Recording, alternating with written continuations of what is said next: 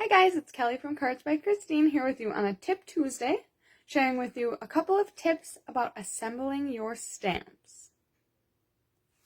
Alright, so today I'm going to assemble the Game On stamp set. It's a beautiful set focused around card games, dice, chess, and all that good stuff. So a fun card to make, especially like manly cards or people who are interested in those types of things. So Kling stamps have been around for a while now, and they are awesome for using on your rubber blocks because they stick so well.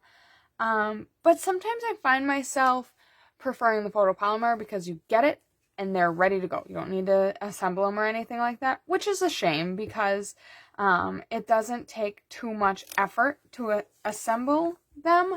But it can be intimidating, and if you like to buy a lot of stamps, you can get quite a backlog. Not fun. So I stumbled upon this tip, and I really wanted to share it with you so that hopefully it gets you to put your stamps together and not forego using them because they're not put together. Because I've been there. So this tip is to how to perfectly place your stamps together. So what you get when you get a Kling set of stamps is you get a sheet of stickers. These are two-sided stickers.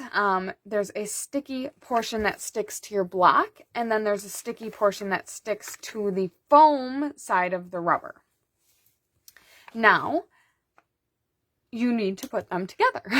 I guess that's all I can say. So this tip is going to show you how to do it the most easy way possible. So the first thing you do is take a sticker off of the sticker sheet. And what you can do, this is another tip, is you can clip a corner of it, and I'll explain why. So if you clip a corner of it, now you'll have some spot that will be easier to get off of the block. And I'll get to that in just a second, actually. So stick your sticker on your block, peel the backing sheet off. Now, if you don't have long fingernails like I do, you can use the flat part of the Take Your Pick tool. That tool is super handy, and I suggest having it. I just refer to using my fingernails because I have them, but I know a lot of people don't, and that tool is definitely worth it. So now that you have your sticker on your block, flip it over, and you can perfectly place, it's hard because I can't get right over my block, but you can perfectly place your stamp onto your sticker. Now, that corner that we clipped, that is a great point to, and I didn't clip it very big, but peel your stamp off because at that corner now you've got some foam exposed, so that's where you can get your finger or your Take Your Pick tool under to help peel it off.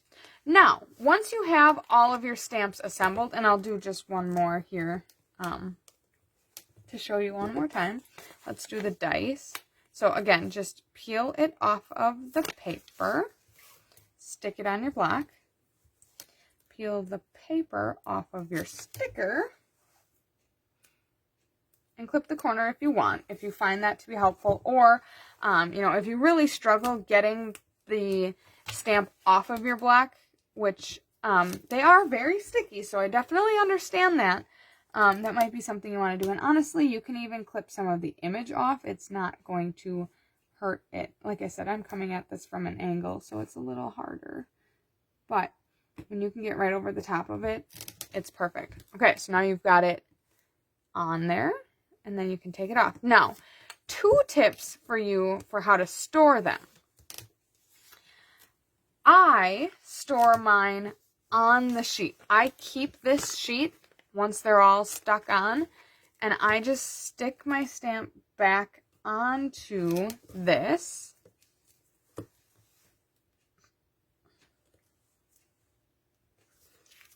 And then stick it in your case. Now, what this allows me to do is look at my stamp set and know what I'm missing, because these are cling stamps, so they stick great to the block, but they stick very well to everything else too. So if you do it this way, then you can see at a glance what you're missing based on how many holes you have left. It also has the name of the stamp set on it, which is kind of nice. And then you just store it like this. Or I have heard other people prefer, similarly, but different, to store it back in its rubber. Again, at a glance, you can see what you're missing, because there will be an empty hole. This way your sticky portion is exposed, so keep that in mind. But of course it is, though, protected by putting it in the box. So that is another way that you can store it. Just gives you an easy glance at knowing what stamp you're missing before you put it away. So if you have any other tips or tricks when it comes to assembling your stamps, or having the motivation to assemble your stamps, drop it in the comments. We would love to hear what ritual you use to put your stamps together when you get your Happy Mail. I hope that this video has been helpful to you, and I hope that you have a fantastic Tuesday. Talk to you later.